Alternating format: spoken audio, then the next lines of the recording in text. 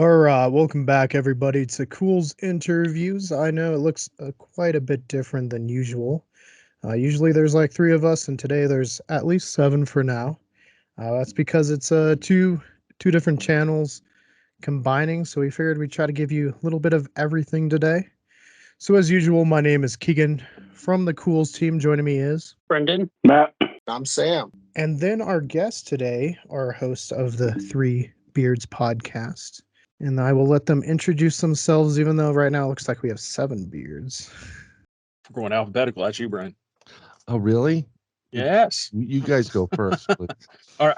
I'm Wait, Brian, but let's go first. I'm Craig. Show. Yeah, I said it. I usually kick off the show there. So, yeah, it's like I said, and then we'll let my cohorts hear it. I'm Chris with the Three Beards podcast. I'm Brian, Three Beards podcast. Yeah, thank you guys for joining us. This should be fun. We recently discovered you thanks to our mutual contact, Mark. He showed us a couple of your videos to help us research for some guests on our show. And then that was when I was like, hey, Mark, do you think they'd be interested in coming on and just chit-chatting? So there's really not a set talk list today. I think we'll just throw out some topics and see what we want to talk about. We're pretty diverse, it seems like, between everything we can talk about, so it should be interesting. So fire away. Yeah, I guess what world shall we start? I mean, you guys want to kick off with paranormal? I know we kind of why don't we talk a little bit more about you guys first before we get into that? We'll do some basic questions. How about that? Okay. Make it seem like I'm trying to do something professional today. Works for me. So, I mean, what got you guys like coming together and wanting to do a podcast in the first place? Not just a hand raise, but that's actually, I brought the idea to Chris and Austin. Austin was one of the originals. He's kind of behind the scenes now. Brian kind of came and joined us, take up his spot. But yeah, I've always wanted to, when I got into podcasting, the biggest thing for me is you can find some podcasts that are, they're done many, many times. It was the one I would always look up something like, I'm big on the occult and demons. So I'm huge into that part. I'd look up podcasts. There's hardly anything. Or you'd have somebody that would do 6 episodes, and then, and those were like 3 years ago was the last episode. And then I'm just like, why don't we do why don't I try to do a podcast? And then we met some people. We all had a similar likes of football and stuff like that. So we just kind of started one, and we were going to do topics and sports. And then we branched into MMA, and we did that for a while. And we were actually doing pretty good. And then came to a crashing halt. We kind of had a breakup with a business partner. And then that's about the time that Mark Eddy joined in. And then that kind of relaunched the new version of this podcast. But I'll let Chris, take over go from there, his thoughts. We were mutual work buddies, and he brought the idea to the table, and come to find out, it was more challenging than it would seem. I'm thinking, okay, I like to talk to people. Craig, I'll hold a 7-hour conversation with somebody. But when the cameras came, the lights came, it's like I found myself just typing on the computer, trying to figure out what to say. So now I'm coming into myself. I'm actually more engaged. More people like, yeah, he just looks around. But I actually do a lot more research. I think nobody beats Craig when it comes to research. He'll do 700 pages and he'll have like 50 pages highlighted. I mean, Brian now, he does a lot. But, I mean, that's how we got started. He brought the idea, and it just seemed like a really good idea. And we just branched off and really started taking off with the podcast. I got involved because I stopped at a rest stop in Orlando, and these guys kidnapped me. No, you know what? They interviewed me at one point, and I have my own podcast. I mean, Inside the Goblin Universe and a couple other shows, and I've been on many shows before being interviewed because of the paranormal or people like my ideas or concepts. And these guys are great. I mean, I've said it since day one. They have a great product that they're putting out there. They're fun. There's good banter. it's comical. It's literally people like if I lived in the neighborhood, I'd be at their house and they'd be at my house and we'd be just shooting the crap, left and right. So one day they asked me, and I felt honored. I mean, like that is, it's a big honor to be asked, one, to be on a show. I think it's very honorable. It's like, you don't have to have me on there, but people like, I'm afraid to, just ask me. I've become a podcast whore for the most part. When people ask, I'll just come on. But these guys are great. And I was honored to become an honorary beard. At that point, even Mark's great. I love when Mark's on there too, because he gives you a totally different perspective from these guys, a little bit more subdued. Oh, but, yes. Yes. But he's got, he's every one of these guys is like super smart. Even Austin, when he's not doing 70s porn, is pretty smart. And, with his porn stash. Yeah, like Chris was saying, like, just if you guys could see, this is for one episode. Yeah.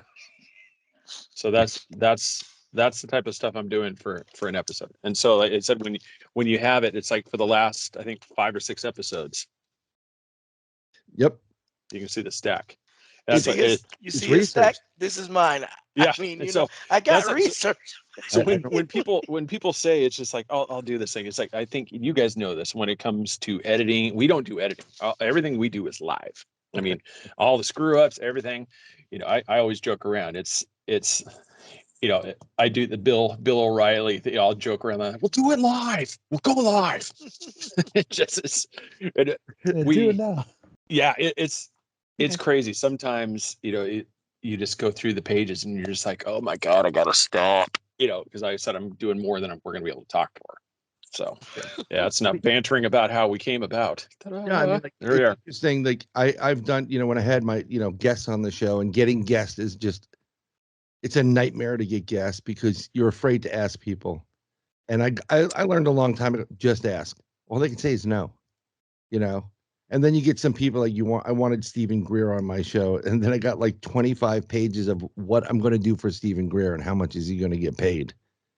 And at that point I was like, ooh. I don't get paid. He doesn't get paid, type of thing. But we, it's tough. Some people you have to really research for because you just don't know what who they are, what they're all about. And other people, if you have a good knowledge or of diverse knowledge, you get to find, you can kind of hold your own for the most part. Yeah. So Stephen Greer, that's a topic me and Sam have talked about. The cult of Stephen Greer. Right. Yeah. So I found Stephen through author Steve Aartsen and his book Undisclosed. I had Steve Aartsen on our when I did the Goblin Universe. I had him on, and I got him through his publicist, his book company.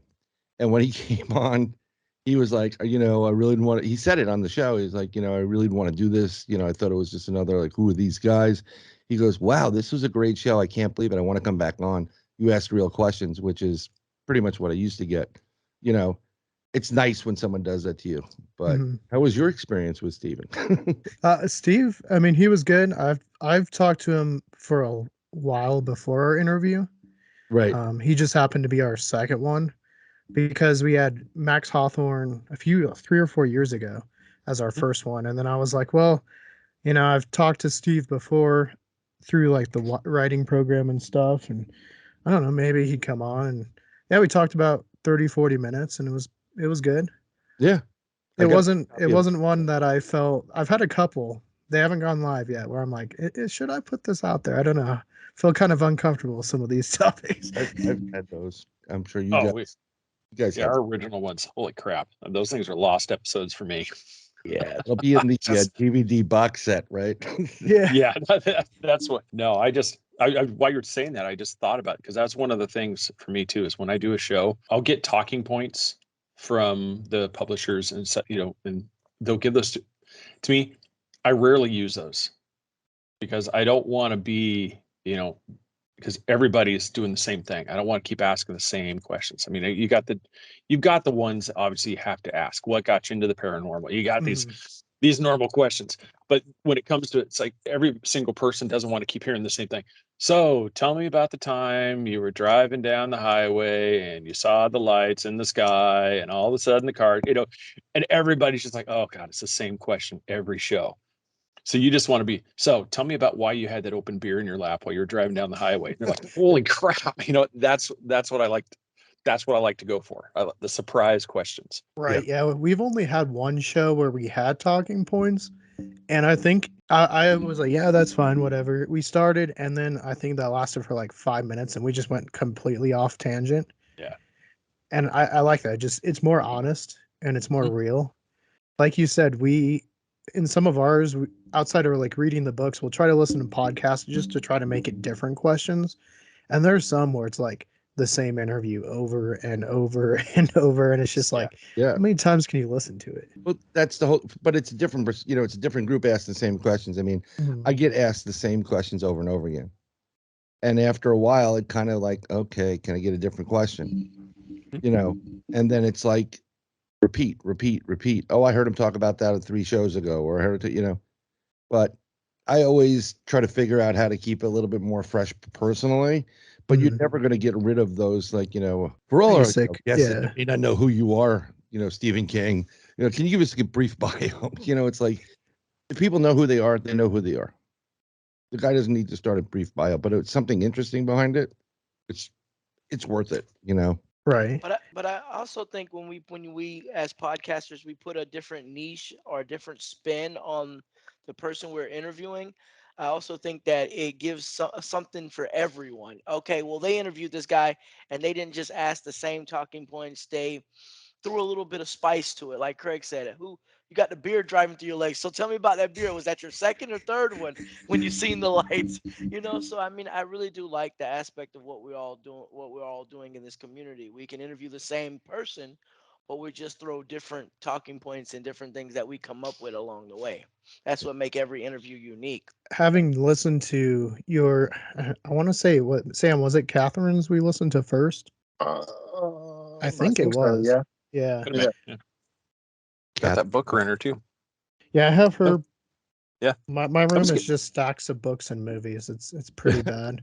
But But it's organized by alphabets. I mean, talking about great questions. I had a chance to go to a conference up in Rhode Island, and Scott Porter from the Race Chasers were there, Tennessee Race Chasers. A lot of people from ghost hunting, ghost hunters, taps, whatever. So I was interviewing Joe Chin and Sherry, Dead and Betty, and she was great. And we're talking about, like, I find a question when you're dealing with paranormal, like, what do you do to protect yourself before you go in there? Because it's very important. And he's asking the question. Then got him on film, and the next question was, who has a better truck, you or Doogie?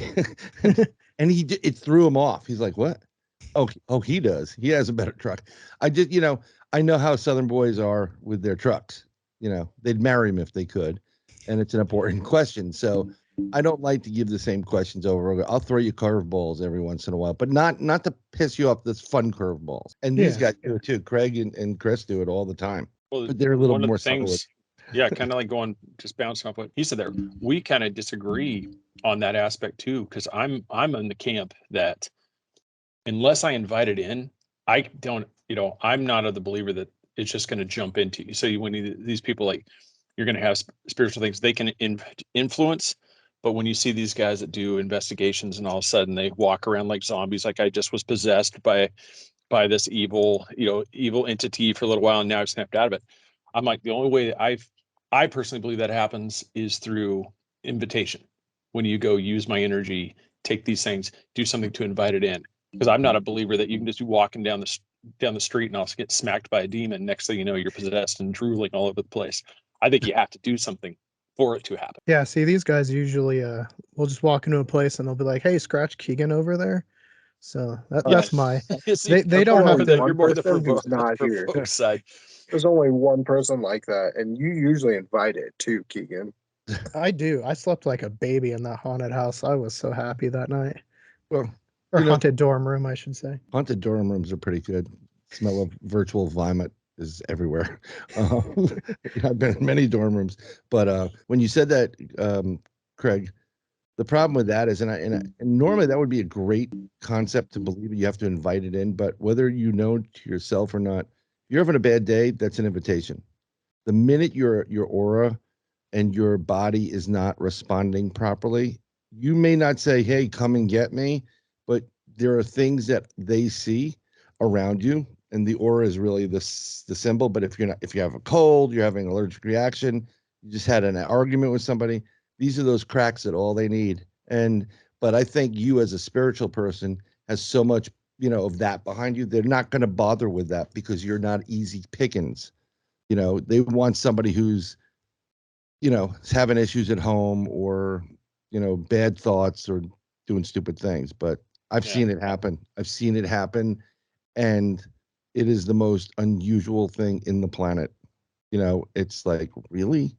That's why when we do investigations, we protect ourselves before we go in. And once we get out of the investigation, we do the same thing. I don't even have to say the name. So- Everybody knows what show I'm talking about. So we're 2-1 on that Paranormal one. State. So It's more has the same initials as a state that's right above us. We're in Florida. It has the same state initials as above us. So well, they use things purposely. They purposely provoke, and that is, whatever. I feel the same way when it comes to the energy part as Brian. Like it just picks on different people. I don't think you have to invite it in. I just think it's something that it's gonna find that weakness, and it may hit you on your weakness level. Whatever whatever your addiction is or whatever your tweak is, that's what it's gonna come into you as, and it's gonna play on that era of where it needs to play to get there. So that's my take on that. I'll give you an perfect example. So I was born and raised in New York City. Okay. And they did it. Yeah. New York. I'm a New Yorker. And basically they interviewed people that would target people and bug them, rob them, whatever. And they said, well, how do you pick your victims? He goes, well, it's a process. You got to see who's, there's body language. There's a look. Even the meekest guy on the planet, maybe giving off a vibe like, don't mess with this guy. But there's something that is given off by your presence that they are selecting and they're picking, and they're like, oh, I found mine, and it works.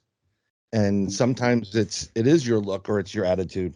Or looking like a tourist in a big city like that. Yeah. Well, that's the whole thing. I mean, like in a big city like that, when you're trying to get to work and people are looking around like this, you're like, get the out of the way. We're walking through Times Square. Like I told Brendan and Preston when we were there, I was like, whatever you do not make direct eye contact with those people selling the CDs. And like you gonna buy one. They did. And then next thing you knew, there was like 5 of them on them. I was like, guys, just walk away. Literally, I'm not sure who U3 is, but I just bought their CD. Yes. It's really interesting when you're standing there, because I used to work in Times Square for a bank over there, and like, what a crappy area for banking. It's just, I mean, that's where I used to get my fake ID. In the building I was working in, before it was that building, it was a place where you go get a fake ID so you can get beer, but it was just filled with hookers and the den of iniquity. It's literally the cantina in Star Wars. Most scum and villainy. You almost want to go visit the place just to see it. Is what it sounds like. I mean, just you describing it, you almost want to just pop your head in and like, nah, nope, and just walk back. I mean, but at least I got to see it. We had a bomb scare.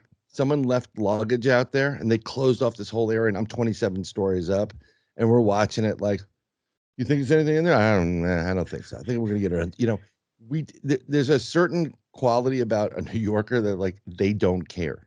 You guys are probably throwing fruit at the package. Yeah.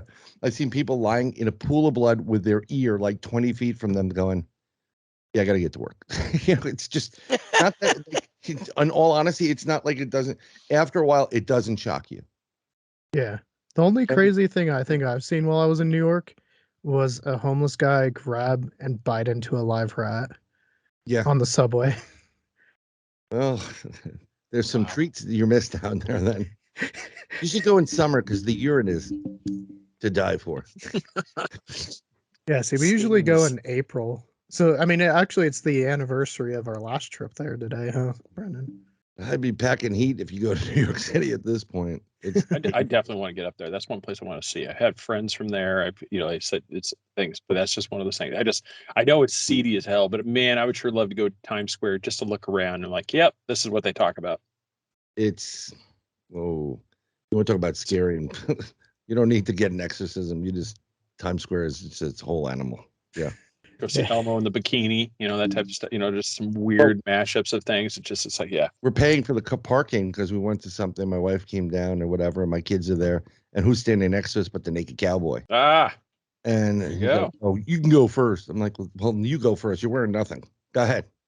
You know, like I don't care.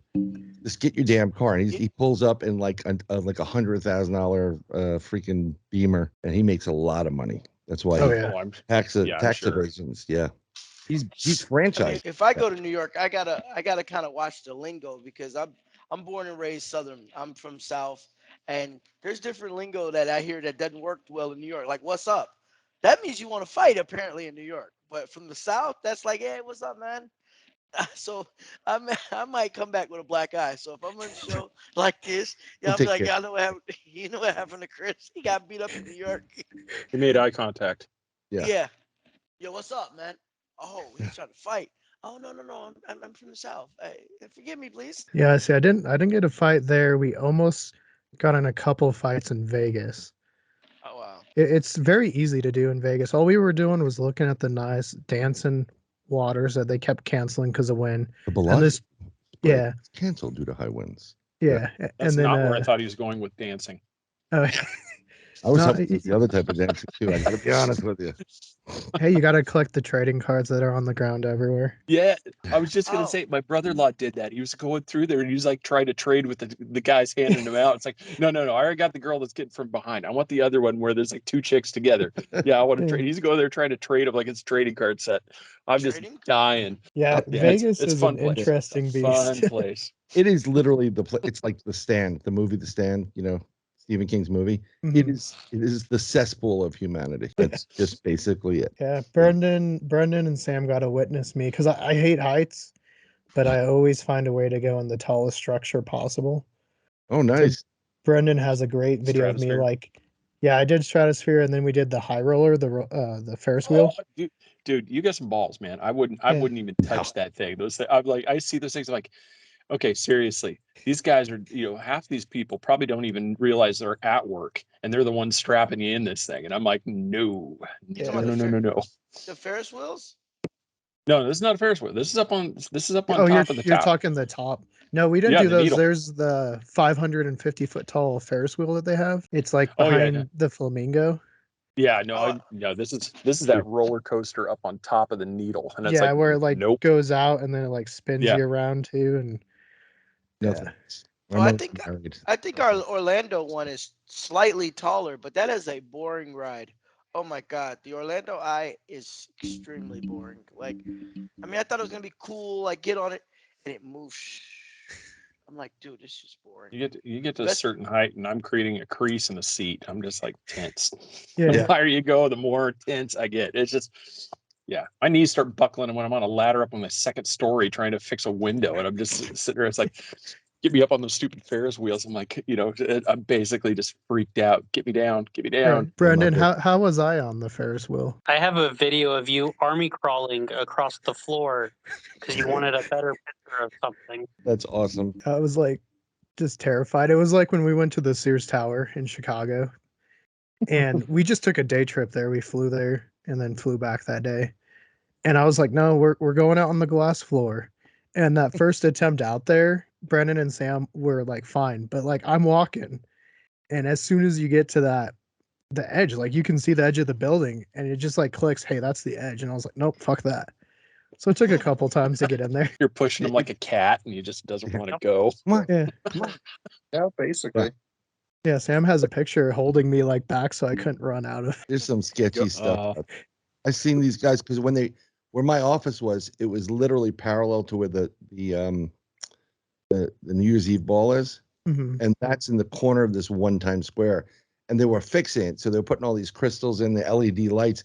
And the guys that work the iron up to the iron workers, they're just lying on like I-beams that are, 30, 300 feet up. And they're just like, come on, Frankie, let's do, it's like, they're not harnessed in and nothing. And I'm like, you got to be out of your mind. That's crazy. Yeah, no, I did engineering for a while, elevator engineering. Oh my God, you guys are nuts too. Yeah, no, it was crazy. They're like just standing on the beam in the elevator shaft and like, oh yeah, it's fine. They're just like sawing it. I'm just like, I ain't doing that. Yep. But- Nope, I'm good. Open up the Wow. doors and looking down like, 600 feet. Yeah. I think it's the brake. Yeah. No, But yeah, then that's again- that's a whole other thing too. You know, carnies, those rides. I won't even go on those stupid things. Oh, they have that. They That, had that guy's over there. One guy was literally still had the spoon in his hand. really. Yes, he still had the cook spoon still in his hand.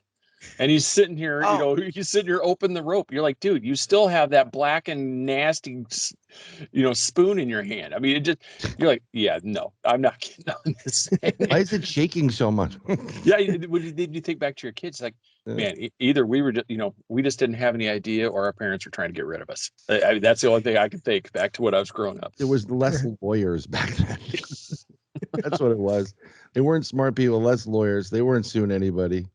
Go ahead. Go ahead. I'll Santa. smoke my cigarette while you. Go ahead, darling. Go. Yeah. Smoking. His grandma's just over there. You're doing fine. The big ash. You go to the doctor's Oh, yeah. office, he's got a Palm Mall in his mouth. Listen. Three-quarter ash. Exactly. Like 6 inch. Listen, I'm going to take some blood. Okay. Put it out on your head. I think the last time Mason and I went to the fair, the car behind us, we were on like this little thing he wanted to get on, and the car behind us, the little Carter hook was coming out. Nobody was in the car, but I'm watching the car. I'm like, dude, if this thing separates, what way does the cars go? So I tell the guy, and apparently he didn't speak very good English. He's like, we don't know. Okay, well, you need to shut the ride down. So I'm like, dude, this is like, I don't know. See the train derail and cars go everywhere. Like, I'm like, yeah, that was one of my last times going to. That was like we had this. I guess you guys know it because I'm new to Florida. We had the Southern Florida Fair. It's got and it's all these like crazy, like they're getting even more like bigger roller coasters and stuff. The whole thing, like the truck is shaking. I'm like, this does not look good. My kid's like, can we go on it? I'm like, no. Like, you see the G-forces that thing does, and that just came in on a semi. Yeah, and that thing just got trucked in on a semi a couple days before, and you're getting on this. I'm like, and like I said, the guy with the meth spoon there, pretty sure it's not a physics genius. And you get these guys that are working it, and they're just old and tattooed, and like they look like they've been sleeping in the same pair of jeans for 30 years. And it's just, and on top of that, I just found this out. They allow concealed carry holders to bring in firearms. It's just look, and I'm pro second. It is a disaster waiting to happen. It's insane. Yep. Shoot out at the OK Gravitron. So like our fair, the Central Florida Fair, people just that's the place where everybody picks to fight. All the high school kids. So by like the second day, there's 100 police there. Yep. And you never know what's gonna happen at the fair. Every high school kid picks, and it used to be Burger King night, but I don't know if it's still Burger King night where they give you the ride bands. So that's every night. That's the night that the parents can afford for their kid for $50. They get a band. So everybody goes on that night, and it's just like, oh my God, they're gonna fight tonight. So we don't do last night's chalk line outline hopscotch. I just I got one crazy down here. Doesn't ride at all. One and the other one, she loves rides and she'll go on everything. And I made it my mission now. My wife hates me. I want her to eat as much as she can and go on the craziest rides too, because I want vomit everywhere. I go, well, if she vomits, she's your problem now, right? She's like, she's not gonna vomit. And Chuck's that spinny ride where they suck you to the wall, and when you vomit, it just goes right in your face. Yeah, I think that's the one because I knew it as a Gravitron. Right? Yeah, that's what why it grew it. That's what it's called. It should basically where you almost like cough and sleep on those little slabs, and it just slows up. And you try to pull yourself forward, and you can't. Yeah, that was some fun times. Why is there blood on the tracks? Don't worry about it. We'll clean it up. You guys remember that stupid one you had to stand up in? Remember that thing that spun around? Yeah, it was like a metal cage. It was like that round disc, and it just like you'd stand there and it would just spin around, and the thing would just start moving. Yeah, that was one. I look back at it now, and I'm just like, oh hell no, I'm not getting on that thing. You could probably get some good get some carny people on your show, and I guarantee you're going to get some good guests. Oh, and there's always one guy. There I was working operating the slingshot when all of a sudden Fred came. My finger went someplace else. It's always that one guy. He's the same guy in shop class. If you're gonna use a lathe, don't have long hair. I had a guy like that once. So We're No, derailing this. yeah, Get us back on track. Derail. it's This good. is what It's happens good. with us. I mean, it happens with us. I mean, I think the last one when we were talking with Ken, or usually the last sports one, Matt just went on a 45-minute rant about Russell Wilson. Oh, I thought we were gonna get jumped by Russell Wilson walking Denver one day. But okay, we'll get some paranormal. Cryptids. hey, there we go. What? How much do you guys believe in cryptids? I'll let you guys answer first. Oof. I mean, I'm a healthy mixture of Mulder and Scully. It's one of those things, just I'm really, I believe them, but I really believe that a lot of these things exist. A lot of these things are there in some aspect. How they exist, where they exist, are they interdimensional? Is it a parallel thing like Fringe where it opens up and they're briefly here for a second? That part I don't know. I just know that there's in where my thing, like with the Mulder and the Scully thing, is when you have First Nation tribes that have oral traditions about these creatures dating back hundreds, if not thousands of years, that lends credence to current sightings. Now, that being said, for me, you have the far extreme where there's people that I think do it just for attention. They see something and they want their minutes of fame. And I said, and that's part of the problem with the community is everybody, where for every report of stuff like the Fresno night crawlers, you'll have the people that say, I see them nightly in my backyard. And you're like, well, where's the video? Where's the evidence? And that, I think that's what's really lacking in the community, is that there isn't a healthy requirement for some sort of scientific approach to it. That a lot of it is just, if I say I saw it, that's all we need, and everything I post from there on is amazing and everybody loves me. And if you doubt it, you're a troll and you need to be banned. And I think that's the problem. So I mean, long-winded.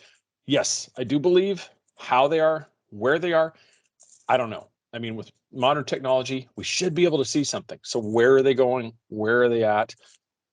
That's kind of the ultimate dilemma. But I mean, you can't, until we find the guy like that was in Tampa Bay that was making the gigantic penguin feet, that's that hoax. Until you can find that person, when you find those giant footprints out there in the woods, I mean, and you cast them, I mean, I said, unless you have some guy like Shaq going out there barefoot, stomping around in the woods to do a hoax or something like that, it's really hard to fake 5-foot span footprints that are easily size 14 or larger, footprints. I mean, like I said, it's pretty, I mean, it's like, how do you discount that? But at the same time, we don't have the body. Where's the bodies? I totally feel you there, though. You want to believe, right? But it's hard, especially now. There's so many people telling stories. See, there's the ghost pants, Fresno Nightcrawler. Nice. Yeah, those were big for a while. I remember that. Mm-hmm. We've touched upon some. I mean, we do a lot with Sasquatches because we have the Sasquatch outpost, and they'll take you squatching and stuff. We haven't done that part yet, but they got a lot of interesting footprints, and I don't know. They had one where they were showing where there was like an elk running with a Bigfoot like keeping up.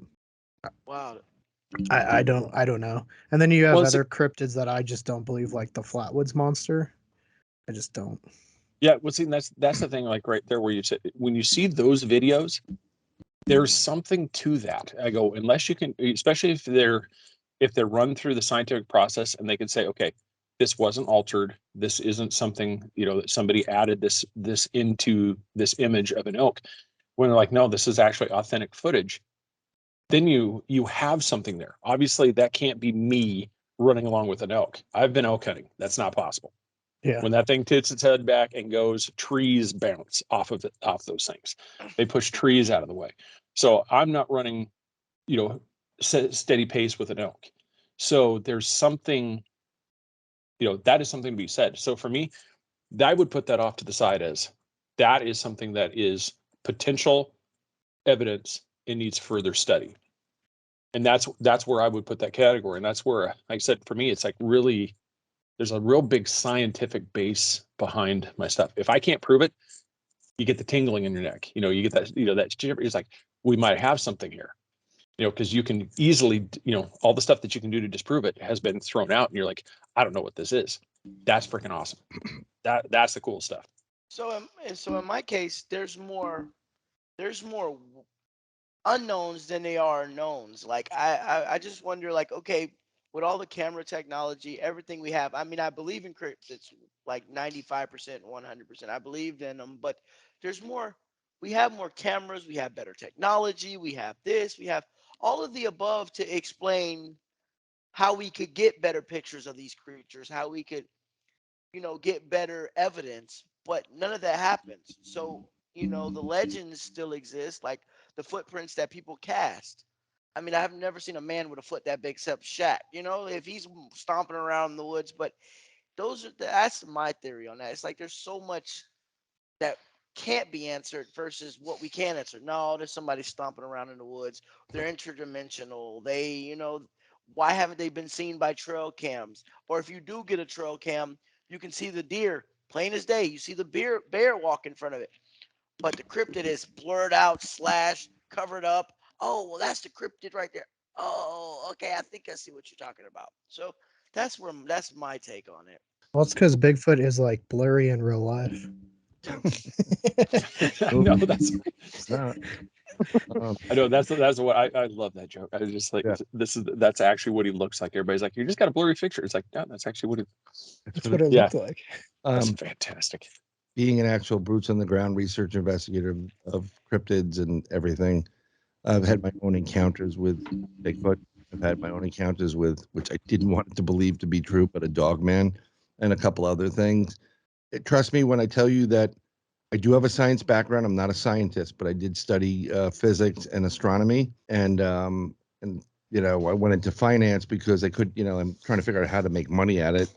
Why am I wasting all this money in college if I'm going to owe all this money and not be able to make it back? But I have casted prints. I showed one initially. It's a 17.5-inch print, which means that this creature was probably 8 to 9 feet tall and in the 600 to 900 pound range, and took that step where I found the step. He or she just stepped down from a 6-foot embankment like it was nothing. I had an experience in 2015 with Bigfoot on investigation, and it went from point A where we were to point B, which is 2 miles down this lake. We were on the top of this lake in an instant. And nothing ran past us, nothing went by us. If they went one way, it was a goat trail. You would have gotten killed. The other way would have went right through us. It didn't happen. And the only way I was originally a flesh and blood guy, like Gigantopithecus, and some kind of the missing link thing. The only way this creature could have went from point A to point B 2 miles in an instant without missing a beat, going whoop whoop whoop, was if it was able to open up a portal and go into it and come out wherever it wanted. And it is very possible. Part of the problem with these creatures is, and not getting the good evidence, is because of the electronics in these machines. This creature, which has an innate ability to go interdimensional, so it can be flesh and blood here, but if it needs to, it will convert its energy, and there's usually a multiple conversion. It can convert it and disguise itself in the conversion process, like the predator, where you get that predator look. You guys get a lot of reports about orbs and lights around these creatures where they were. That is the part of the process of converting from physical to interdimensional. What they're doing is they're switching their energy. And every time you change energy from one form to another, there is a certain spark that comes off of it. You need a lot of energy to change from one point to the other. And if you have a camera there, and I think they use this as a defensive mechanism, they're able to manipulate your camera battery and use and draw that energy to use it for themselves. Just like in ghost hunting, they need that energy to manifest. So they're going to drain your batteries. The thing with these creatures is if they don't realize you're there or know that you're there, or you're not using some kind of electronic camera, especially with the infrared lights. like dogs. Dogs can see there's a light. If you've ever had a child or seen a baby monitor, it's pitch black in the room, but the camera picks it up because the infrared actually shines a light there. It's in a different spectrum. These animals can see that light. They're not going towards it, and they're not going to go nowhere near it. That's why you're not seeing them. They also draw a lot of energy off of these things.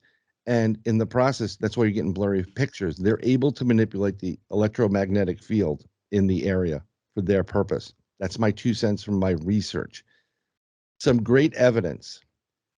There's a video of an eagle's nest. I forgot where it was. I think it was Pacific Northwest or Oregon or something like that.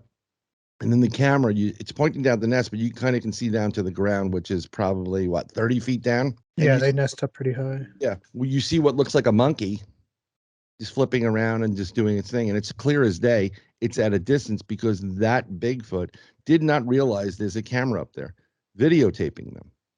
They had no reason to go into their mode of protective mode. On top of that, the greatest footage ever is the Patterson footage. And that camera it was spring loaded. There's no electronics in it. And that's why you were able to capture the greatest evidence ever. But I agree with Craig. There's a lot of people here that they post things like, I got 4 dogmen in a tree. They're staring at me. Why are they staring at you? And dogmen, which is like a werewolf, 4 of them, we're talking about hundreds of pounds. Oh, well over 1,000 pounds worth of weight. Evergreen's not going to hold that. Most trees won't hold that. It just doesn't make sense. People want this attention, or people are delusional. And then on top of that, the new thing now is they bring in, it's a demon or it's Nephilim. Like, no, it's not. And they don't want to hear the answer. Yeah, the goalpost keeps moving. I was wondering, has everybody here seen the movie Nope? I have not yet. Ooh, you got to see that one. I want to make this point, but I feel like I'm going to spoil the movie. So we're just going to roll on, because what I was just going to say, it was piggybacking off of Brian, but I don't want to spoil that movie for anybody that hasn't seen. You got to see it. Really good movie. The sister and the brother. Yeah, I loved it. Yeah, okay. Yep. It's an interesting movie. You can catch it on Netflix or. Yeah, because Brian, like you said, if you saw it, then you might know what I'm talking about. Talk about how he captured the alien. Yeah. On film. Yeah. That's why I said I'm like, maybe that is one of the keys in this thing, is people need to go retro, need to go start going old school. You have to go old school. This is why we're going tech, you got to be like the 1940s thing. You got to be packing out the, like you guys, when you go on the thing, you got to figure out who's the biggest guy to pack out the equipment, because each one of those things weighs between 50 and 100 pounds. It's huge. I mean, and this is this is not light. I'm trying to say, I'm not doing this to cover my ass. Okay, I'm telling you straight up. We had that night of the investigation, we had a FLIR, infrared, a multitude of other types of cameras there. We had a 15 million watt light, that we shined on it. There's nothing there. We didn't capture it. But in other films, when we weren't paying attention, there are 2 pictures from that investigation. In one of them, there is a Bigfoot. It's laying low. It's got the conical head. It kind of looks like a giant monkey. In another one, there's a dogman. It's got the pointed ears, the snout up in the air. And it took my partner being on an interview. Someone went to our website and they saw it and they found it, because, it's like editing your own work. After a while, you're never going to find the edits. You need a third party to do it. But I guess if you don't want to believe me, don't believe me. But I'm telling you what I've seen and experienced, and it's 100% real. Yeah, Bigfoots have always been something we've really enjoyed. And we were, lucky enough to have the Sasquatch Outpost, which have like all these really interesting evidence up there. And like, what was the one with the horse? Was it the mane that it was braiding? Yeah. Yeah, and it was the male horse. It was just braiding its hair. Yeah, they do that. Yeah. There's a lot of stories of kids that used to go camping in national parks and stuff, and they had interactions with younger Sasquatch because, they're not afraid of them. They're not going to do any harm. And these Sasquatch, believe it or not, are it's difficult for them to exist. That, it gets boring after a while being in the woods. When you see something that's pretty or looks nice, like, and it's, they're friendly. They And have that's some interactions with them. yeah, and that's part of the thing. Like when people talk about what kind of evidence do you find? All right, there's nobody sneaking into the horse corral so that way they can braid the horse's hair. I mean, it's like meth heads do some seriously crazy stuff, but they're not they're not going into some horse dude ranch to braid the horse's hair. So when you go to bed, you put the horses away, you come back, and all of a sudden hair has been messed with. It's like, what's doing that? It's not a squirrel. It's not a bird. I said something with dexterity is actually doing this. Yep. And so that's part of that thing where you put this category, like you actually have, cattle mutilation. You got these things, the horse, hair being braided. You have these different things. How do we explain this? Because this obviously isn't a natural phenomenon. This isn't something that happens on a normal basis. So this needs to be set aside, and that needs to be investigated more for me there. And that's usually what I look to when you're asked, like, when it comes to cryptids. It's like, here's the stuff. I mean, like native tribes, they're probably making some stuff to just scare the kids to get them to go back inside the tent and go to sleep. It's like, we got a long day of foraging ahead of us. You need to go to bed. The puck wedgie's going to spear you to death. Get back in here and go to sleep. But when they have these oral traditions, it starts really lending that there's something to it. Is it definitely, the leprechaun type, like we see on, St. Patrick's Day? No, but there's definitely something that was seen, something that was explained, and, through embellishments, it may have changed, but that's where I'd like to see people get to, is going back to the roots and finding out where maybe things came from, how they started. And then we might actually start getting a true idea of what they look like. The hairy man traditions, the wild man traditions. Obviously they were there. And this wasn't wasn't somebody that just went feral, some 6 foot person. I mean, they talked about these guys being giants. Yeah, 8-9 feet Mhm. plus. And that's not even, I mean, that's a big something, right? 8-9 feet, 12 feet. It's very big. But when you talk about giants, that's like a baby compared to some of the giants that existed on this planet at one point. You're talking about 30-foot tall being. It's not a joke. That's and taller. And people are like, well, what happened to them?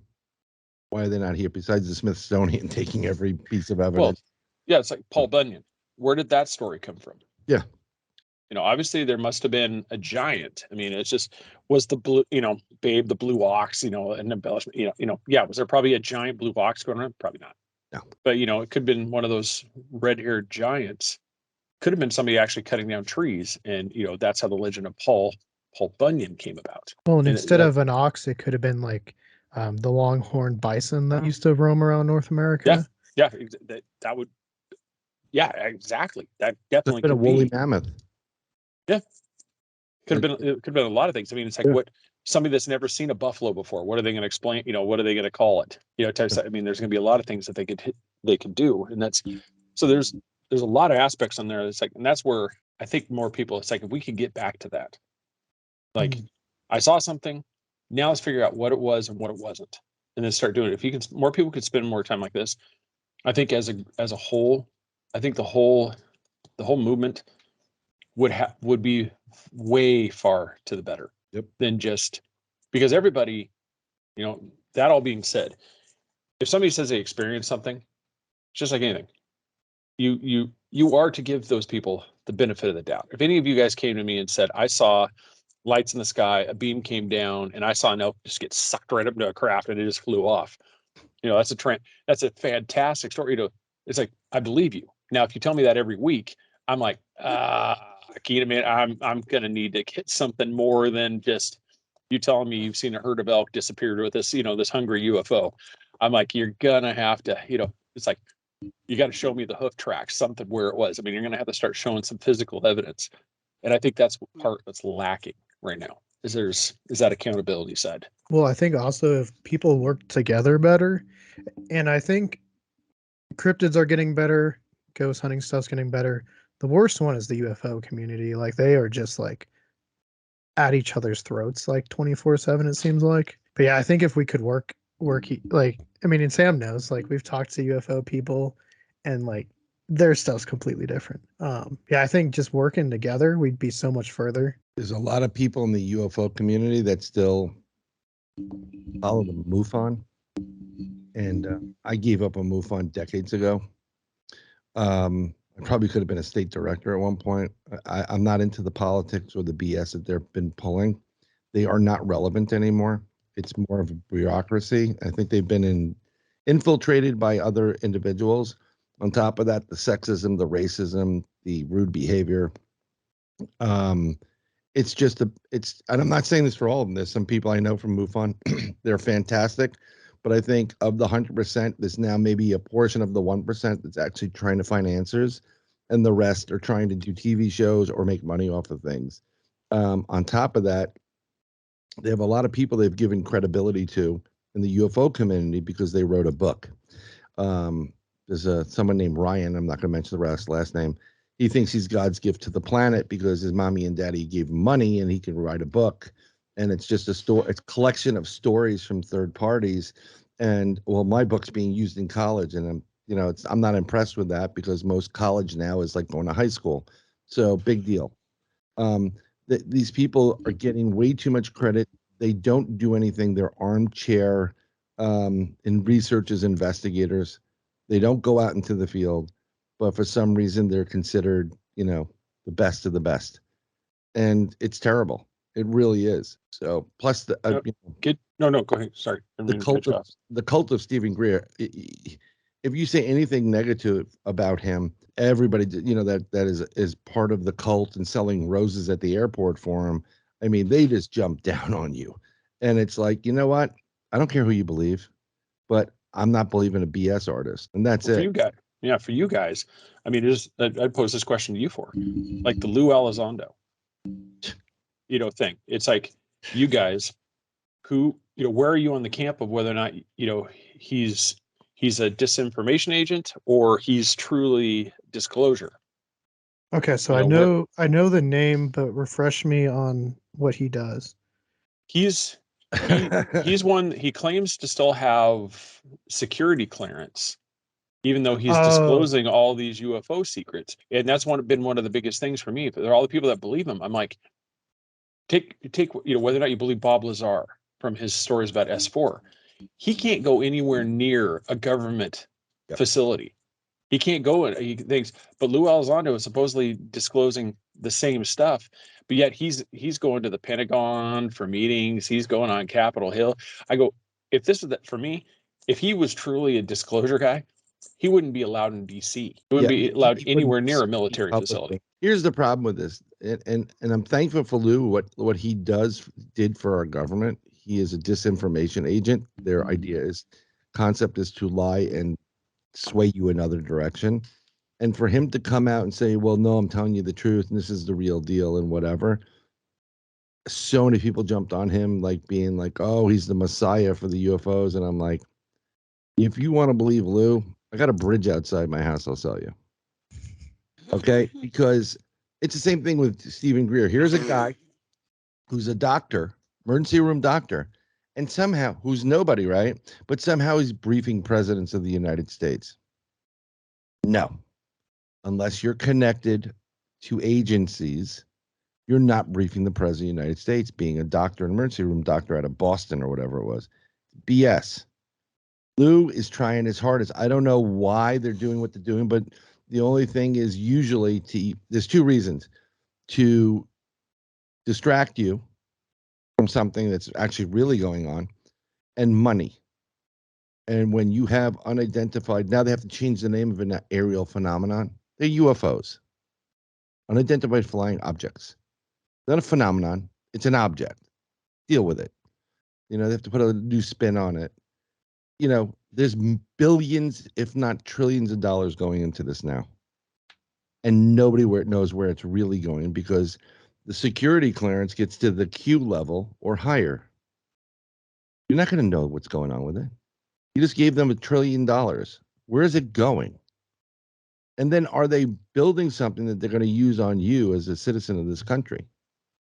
They won't tell you. So there's a lot of BS with, I'm with you. Do you guys remember September 10th, 2001? Do you remember what happened on that day?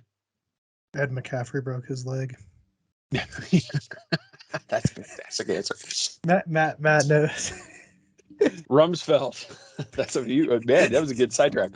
Yeah, Rumsfeld gets on their Pentagon briefing and discusses and makes a claim that trillions are unaccounted for in the Pentagon budget. $16 trillion. September 11th, that's a whole nother conspiracy for another day, for another time. September 11th happens the very next day, but nobody talked about it after that point. And that's one of those things for anybody that's in these things. He blatantly told everybody some of the figures for the black ops, the black ops programs, the stuff that's off site. And so, this is the thing. Like people, I mean, Independence Day, the movie, he has one of the best lines. You don't think they spent $600 on a hammer, do you? I mean, and that's exactly what it is. It's like these budgeting. You see these things. I mean, there's perfect Area 51. That's a smoke screen. There's nothing there. That's a test. That's a testing ground. Dulles. S4, Wright Patterson, field in Ohio. These are the real locations. Hangar 8. These are the real locations where stuff is at. There's, Area 51 is just simply, that's the SR-71 Blackbird. That's the bombers. Like that's where they're actually taking the functional craft and testing. Yeah. The rest of the stuff is not at these locations. So everybody's like going there. I want to see the alien bodies. Well, they're not there. They're in a whole other. If you believe this thing, they're in a whole nother location. They are not there. They're in a location in Utah called Dulles, and it is more secure than Area 51. And if you look at the where Dulles lines up, it lines up perfectly with Skinwalker Ranch. Throw that out. Dulles or Dulce? Dulles. They're two areas. It depends on what you're. Sometimes Dulce is the spot, but some people will say Dulles, and you're thinking about Texas, but it's not. They're talking about Dulce. Oh, okay. It's in Utah. Dulce base is New Mexico. They have to use. That is the spot. You're not going to get anywhere near that spot. Yeah, they ain't holding a festival right outside the gates. Yeah, you're not a Dulce. When you get to a certain point in the military and they really want to keep a secret, they're not joking. They'll just kill you at Area 51 just to kind of keep it up. Some of these guys need a little extra practice with their weapons. They will kill you and not think twice about it, and you're never going to get any results back. You'll disappear. It's not a joke. We had some people in a chat once. Oh, I'm going to go out to the base and try to get inside. I'm like, do not do that. Don't do it. No offense if any of you guys signed on to that petition, but anybody that didn't go through with their Storm Area 51 pledge, pansies. Yeah. We were counting on you, million strong, to go storming the gates and see what was there, but no. I was hoping everybody was afraid of a little SUV up on top of a hill. Yeah. I watched some of the live streams and they had like all these festivities and stuff, and I'm like, there's no way there's anything there if they're letting people that close. No, it's not the place. It's crazy. It's one of the common things that you'll see whenever you look at stuff. I like to use the term as the magician, because the magician's hand, you've always got the distraction. You have to have the thing that deflects, and that's what places like Area 51. That's what those are. These are the things I want you to focus here. You're coming for the aliens. This is what you're looking at. This is where you're. But meanwhile, like Bob Lazar said, here's S4. You got the actual research stuff going on just down the hill. On the other side of that sagebrush. This is where the actual stuff's going. Nobody's looking there, in these locations, because they've got the big neon flashy signs, aliens, bing, bing, bing, and everybody's there, taking pictures with the mailbox. Meanwhile, they're actually trucking in stuff, right and left out of this thing, and people are like, it's just a dump truck. No, that's what you need to pay attention to. That's what's hauling stuff in and out. Yeah. Well, that kind of gets me to one thing I wanted to talk about, because we're in Denver. There's a big conspiracy about our airport. Yeah. I think all of us have been there, right? Brent, yeah, even Brendan's been there. But we've seen like the paintings and the weird gargoyle and and I've been down in the tunnels below the airport because of work and stuff. But if you look at the actual drawings of the people where they buried the buildings, it's not underneath the airport. It's underneath the landfill. Yeah. Well, that was one of the, when we did the show on that, Mhm. that was one of the biggest things I held on to. It's like, okay, yeah, there's, you've got all the symbolism from the different stuff here, but anybody that's in construction, you screw up on something. What is the first thing that, they do? Like if you build the house wrong, you do something like that, they're going to demolish it. They're going to start over. There's anything. Who here has ever been involved in anybody that's in construction or watched construction? Who's ever seen one where they screwed up on the building? So the plan was to build it up and bury it and like start over. And 5 of them too. Yeah. And so here you have what was it, a 3 or 4 story building that they buried. And so that right there, you're like, oh no, that's, anybody that says that's normal has never, I don't know of any other thing where they've screwed up on a construction project and the idea was just to completely earth move and build up over it and then just move to a whole nother location and start again. I'm like, you literally just gave every conspiracy theorist, a nice little soft pitch for them to hit a home run. They're going to run with this. They're like, you just built an underground base. Yeah. Because And that's what it engineers is. would be like, no, we can't build over this. What do you mean build over this? We got to tear it down. Yeah, I mean they did that in Las Vegas. The Harmon, they cladded it. It was 20 stories tall. They found out the 18th story had some faulty concrete. They tore the whole thing down. Mhm. Yeah. And that's normal. That's normal. It's just, Well, so yeah, I mean, That's and then an when you start insurance looking thing. at the size of the airport, it's one of the world's largest airports. And we're talking Denver, Colorado. Mhm. This isn't on the East Coast, it's on the West Coast. This is literally, in the middle area of the country. This is not a major transportation hub. Yeah. And so then you start looking at, it's a mile up.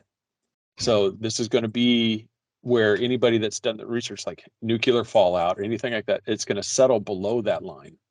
So you start seeing these things, and it looks like the plan was, I think one of the pictures too is there was a door access that was sitting out in the field, and the wire fence around it, the barbed wire wasn't out, it was in. Mhm. So, and that means just like a prison, whatever would come out that door, they're trying to keep in. Yep.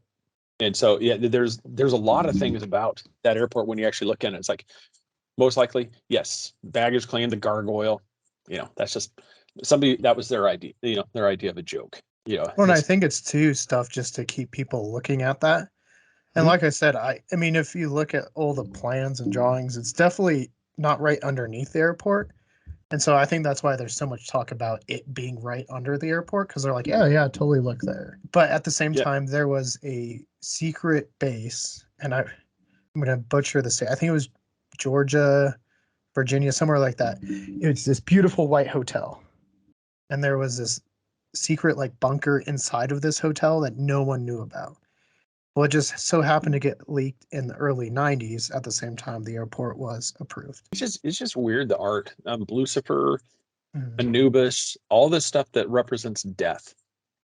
When you go to an airport, the last thing you want to have on your mind is death, dying. And it's just like, and everything that they had around there was symbolisms for passing on to the next life, so the afterworld. I mean, all this stuff. And you're like, who thought this through? I mean, even Lucifer, the guy that made it was killed by Lucifer when it broke apart. It severed his artery and killed him. Well, it was finished. I think it was his son or something like that finished it and completed it.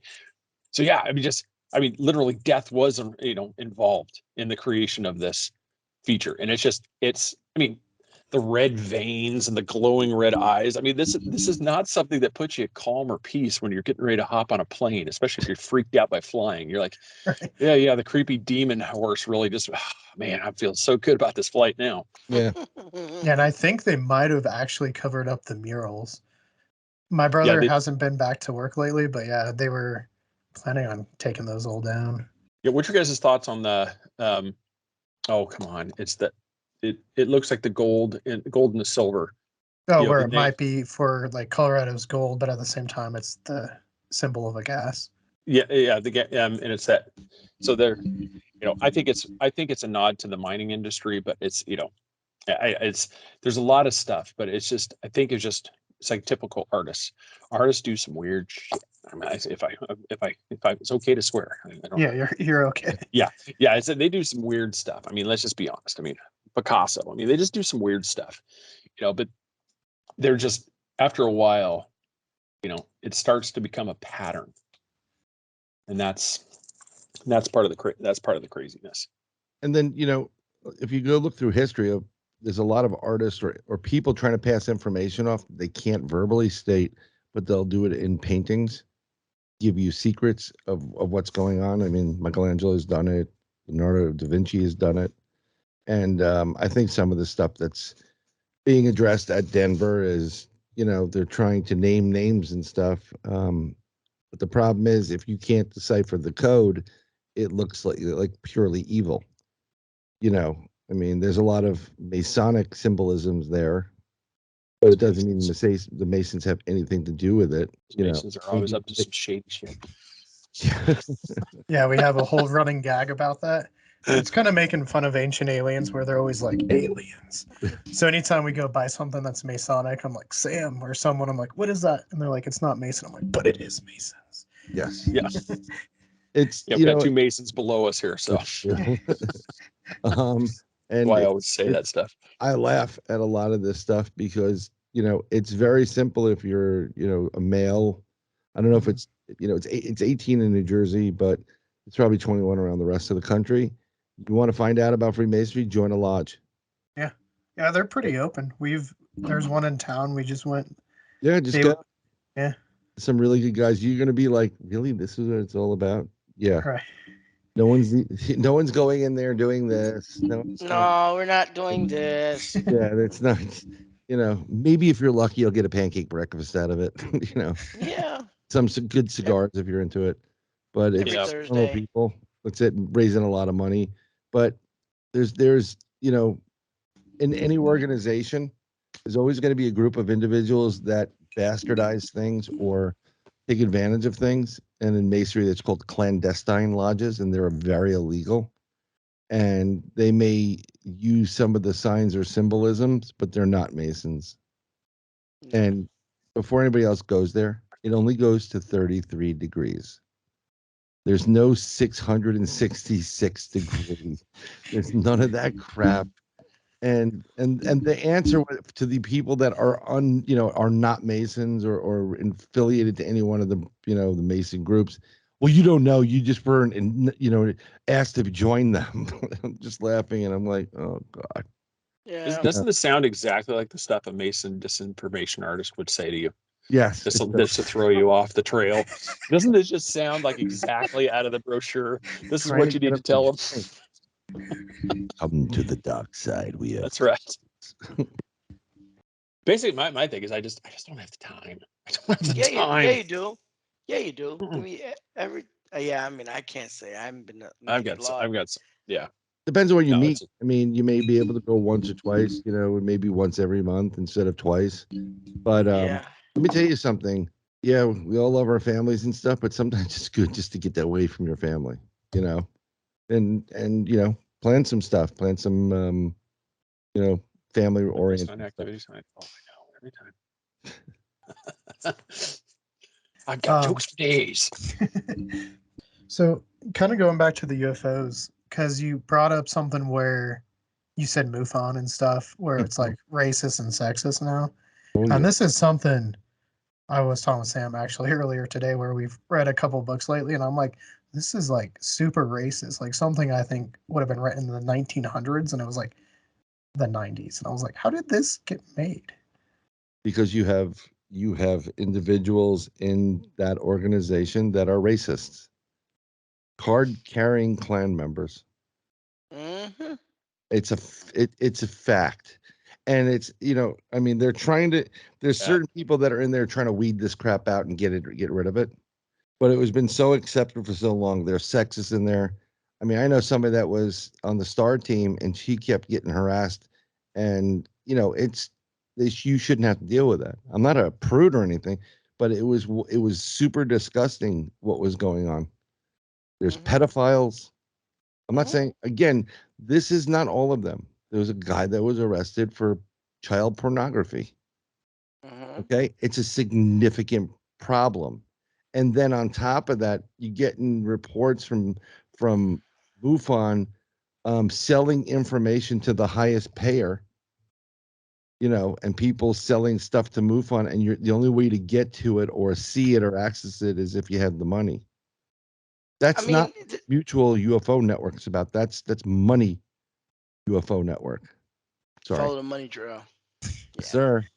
Yeah, No, go ahead. Sorry. No, you go first, because I was going to kind of divert it a little bit, but no, I was the thing we interviewed on our show, Reverend Michael J. Carter, and that was one of the lines, like, because I asked him, point blank, it's like, why are there so few Black, or other minority, UFO experience, stories out there?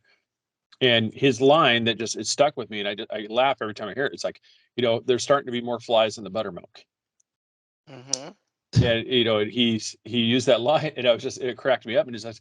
And he broke it down to, it's like, there's a lot of, like, culturally, that if you speak out that I saw lights up in the sky, you're crazy. Nobody wants anything to do with you. Yep. And so, because I said, just on the basis, people looking up, there has to be these experiences, out in the woods, doing this stuff. It's not, it's not just white people that are having these experiences. This has got to be going across the spectrum. But if you go to a convention, this is what it looks like. I'm like, you got a bunch of people, like I said, there aren't a lot of minority, people walking around in a lot of these conventions. And it's like, why is that? And it's just, and I don't know if as a group, we need to help, keep pushing, like, tell your story, it's like, once again, you're going to be believed. If you tell me you've been abducted every single night, and, you've got all the pictures of all the different probes they've used on you. Okay. You're moving to the crazy side, but it's like, if you've got actually, like, these features, that's what I said. Start telling these stories. Start telling me, like, I saw Bigfoot, because somebody like Brian, you guys, that might be the piece that connects to, like, that's it. That's and that's what's so important. Get that information out. And I think more people just need to encourage it, so that way we have, lack of just better thing, more diversity. We actually have more, because the more opinions and the more eyes you have on it, it's only going to help. Mm-hmm. It's not going to hurt. There are people of color that have had UFO experiences, many of them. Barney and Betty Hill. Okay. Mm-hmm. But it hasn't been really good for who of people of different, races coming forward. Abductions happen all the time. It's not just Caucasians that are getting abducted. Because, how would it look? Oh, all you aliens are racist. That would be the cry right now. Maybe they are. Maybe the Greys have a Klan rally. Aliens are racist. They only abduct white people. T-shirt, whatever. Yeah. It's just some people are not told through culture to talk about it. Yeah. Have you ever see the Chris Rock's latest thing on Netflix? Mm-mm. Okay, so he's doing, and he talks about the Will Smith thing or whatever, and his people ask, "Yo, Chris, why don't you step up? Why don't you do something to Will Smith and defend yourself?" And his last line is, "Because my mother told me never fight in front of white people." Boom, mic drop. Okay, there's certain things culturally that happens, which is very interesting. Okay, people, there's very few people of color in there, and the smart ones are taking advantage of that, and they're inserting themselves into the mix. Who is the guy? Nate? Was it Nate, or you had somebody on the Beards one time? I forgot. Just recently. That was the fly in the buttermilk. Oh, that was flying. No, it's not Reverend Michael Carter. It was the other. You put me on the spot. And meet me over in Boca, but he never did. But my whole point is, there are people taking advantage of it, and here's the thing: when the people putting on the TV shows start taking advantage of it, is when you'll see more people of color in it. When they start putting more people in Ancient Aliens and UFO series, we got abducted, and and you get then you'll start seeing people of color, Asians, Black, Latino, whatever, Indian. People get abducted all the time. I've seen tons of abductees. A lot of people don't want to talk about it. Mhm. They don't care how much it's in the mainstream media. It is a very difficult situation when you have to grok around, what the hell just happened. I mean, it's very taboo. Like like was said earlier, where UFO is now UAP. Like there's such a taboo around it. Like people just don't want to get involved with it anymore. This is why I don't support it. And I've had tons of people who are MUFON. You really should join MUFON. I'm like, no, why don't you join my group? I have 6-minute abs. Like I don't care. I don't need Yeah. MUFON. I will work with anybody and everybody. And some of the people, the top 5 people I know in UFO community alone are non-affiliated. And I'd rather work with them every day of the week than anybody in MUFON. I don't trust MUFON at all. I know some bigwigs in MUFON, nice guys, would not share my information with them whatsoever. I've gotten screwed over by them too many times, and I'm not going to do it. And people are waking up to that fact.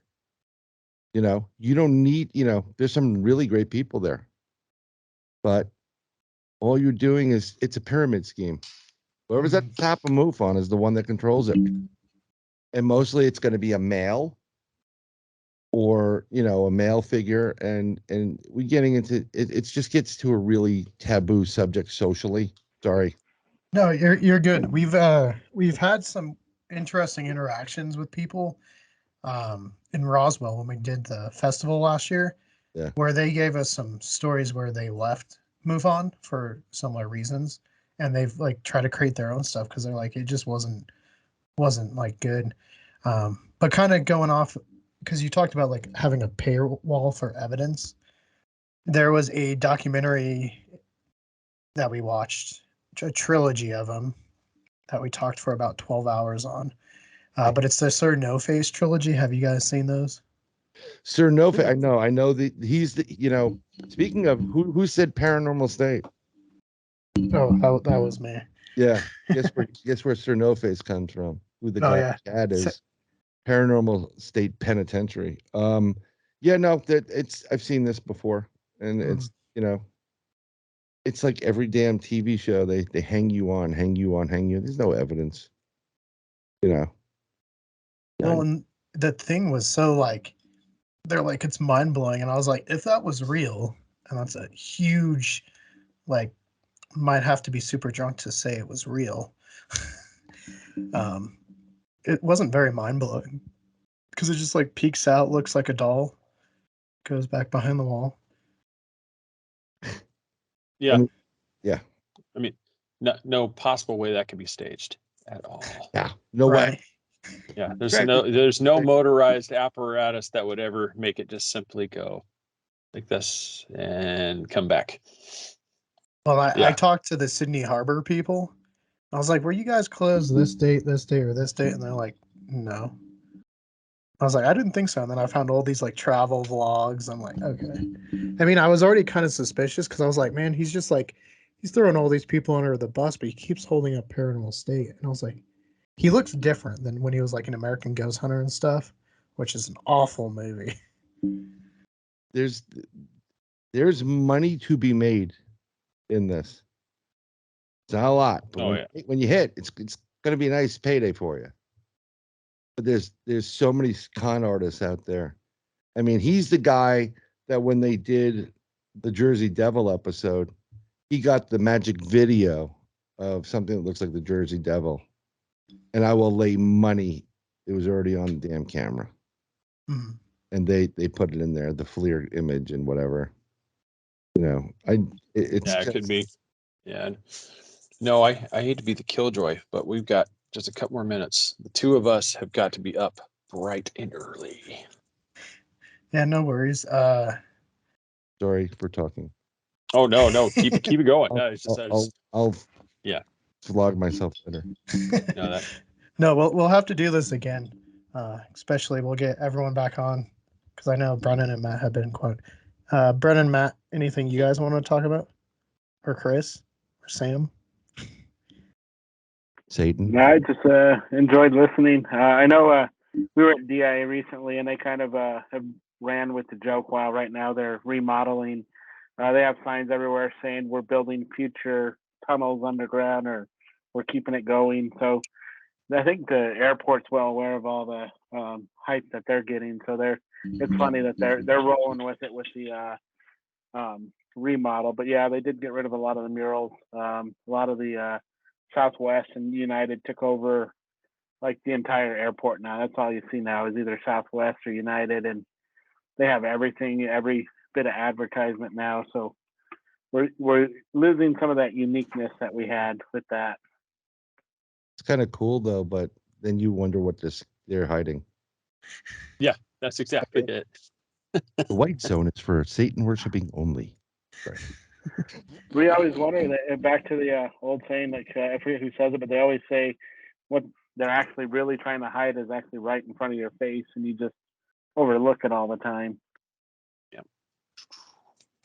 Pay no This thing can attention to distract the boy behind the mirror. Yep. Yep. You gotta have distraction. I don't want to go to Denver for any reason.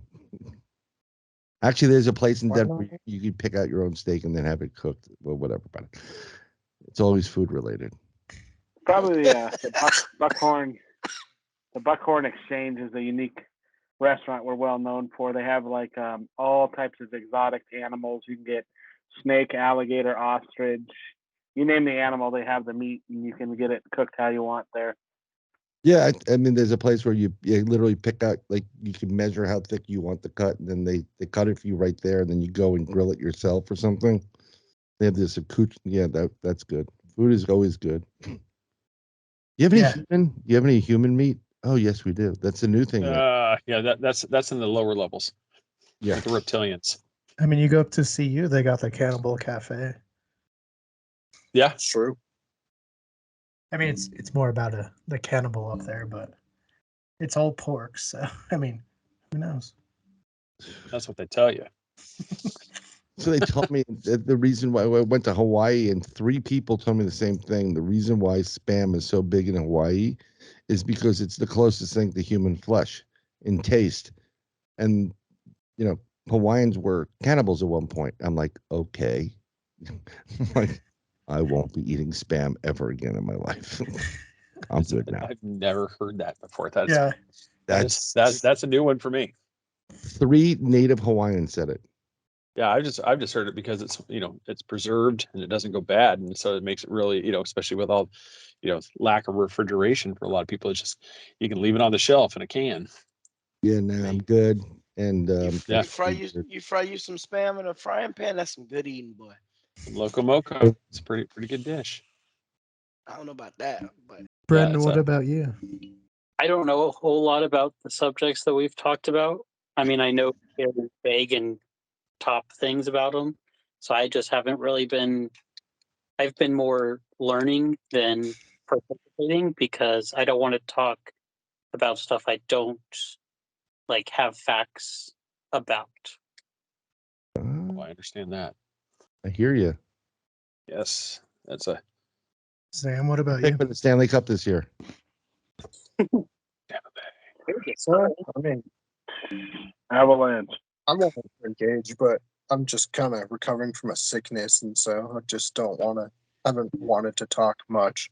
So hopefully next time I'll be better and be more engaged than I usually am now. But you know what to expect. With the 3 of us. Yeah. Oh no, I kind of knew what to expect. It was just I can only go. That's a compliment or not. Yeah. No, I knew what was coming. I like most of your guys' stuff. Like all the stuff that I have watched, I've really enjoyed all the topics and seeing the different viewpoints of how because you can see it within your group of friends, but when you hear other people talk about it in their ways and how they view it, it's always nice and kind of different. It shows brings different viewpoints to you. No, I appreciate that. That's what we're going for, is for it to be something, we want it to be unique. We want it to be something different, because I don't want to be a cookie cutter. Oh, you guys are killing it. Yeah, appreciate that. same with you guys. You guys are doing a good job. Like I said, I started listening to a couple of them. Like I said that just to get myself prepared, like because I always like to know how people, their mannerisms, who likes to take, that way I know how to navigate the waters. Yeah, I probably threw a wrench into it today having everybody on, because usually it's just me and Sam during these, but this is fun. This is fun. I like the the outdoors chat that we had. Yeah, sitting here on the steps. Right here on the steps of insanity, the cliffs of insanity. I do the research too, and people ask me like, you want to come on this program, and I've never heard of it before, and so what I'll do is I'll just take a listen to see, and I'm like, yeah, okay, I could roll with it, because I could roll with anybody. I've been pretty lucky and fortunate enough that when somebody asks you for an interview or whatever, but these guys, the Beards, they're awesome. I mean, they have and I said it to Craig from day one, I think, you guys got a great product, you got a great chemistry, you got a door into the 70s porn, so everything's going to be good with Aartsen. The ginger squatch. Yeah, it's kind of like, I think they need to come out with a milk carton with his picture on it at this point. Yeah, he's missing in action right now. But it's an honor to be asked to be part of this, and I wish them well, and I wish the show well. And yes, Craig, I'll promote the show next time someone asks me where they can find me. I was busting his balls on the last time he was on the show. It's like, you talked about everybody but us. Yeah, I felt bad because I had my own stuff for a while. I'm trying to do another show with another person, paranormal based for the most part. And one of the shows is not paranormal. It's everybody. I want to talk about art and music and some really weird stuff, but and other things. And I always like to crack jokes, but I know I'm on the Three Beards, and I should include it in the where you can find me. It's all a joke. It's all a joke. No, you're right. And thank you for pointing it out for me. And please. All right, you've done your mea culpa. It's okay. It's all right. Thank you. Thank you for allowing us to come on your platform. Yes. I really appreciate. It was an honor to come on your platform today and be able to chit chat with you guys. Yeah. No, it was a pleasure, guys. Like I said, thanks. Like, definitely down the road we could have part 2. Yeah, no, we'll definitely have to have part 2. We'll cross off everything we talked about today. But again, for our viewers, where can they find you?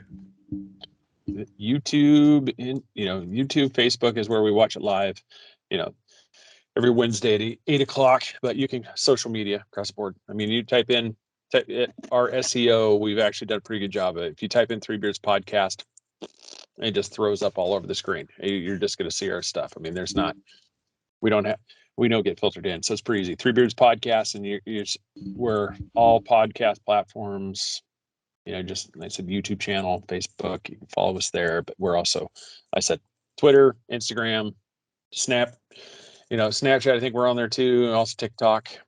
So we try to get on the majority of them. LinkedIn, I've never been able to get into. I need to, but I just never been. I'm like, it's LinkedIn. No, I'll make sure to put some links in the description below. Do you ever do Roswell? I was supposed to go, actually. Someone in here did something in Roswell. I was supposed to go to it, but I had this little event called a heart attack, so kind of couldn't get to it. Hey, could you hurry up with that? Because I got to get on a plane and go to Roswell. So I missed out on that. I've never been to Roswell, but I definitely want to go out there. I want to go out to Roswell, Sedona, and a couple other places. I don't want to go to Vegas ever again in my life. Yeah. And I may go to that, but whatever. Yeah, no, Roswell's fun. I definitely recommend it. Thank you very much, sir, for having us on. All right, guys. Well, appreciate it. Thank you. You have a wonderful night, and I'll make sure to email you guys once it goes live. Post it on Instagram and everything. Please do. Yeah, that way we can share it out. So that way everybody can see this. Yeah. Yeah, no, sounds good, and we'll contact you in the future for a part 2. All right. Sounds good, Thank guys. you so much. All right. Yeah. Nice meeting everybody. Thanks, guys. Have a good night. Yeah. Have a good great one. night. So once again, we wanted to say thank you to everyone from the Three Beards podcast for joining us today. It was a really fun episode, and we'll definitely have to do a part 2 here in the near future. But until then, make sure to actually go support them at their channel and listen to all their shows, because if you like this show or you like the Culz Interviews themselves, you're going to enjoy their show as well. So make sure to head over to their channel, subscribe. You're going to have a great time. But until we can do a part 2, if you want to see more Culz Interviews, click that link to your left. If you want to see more about what we're doing here at Culz Paranormal, click that link to your right. And don't forget to hit that like and give us a subscribe. And let us know, if you've listened to Three Beards, what's your favorite episode they've done so far?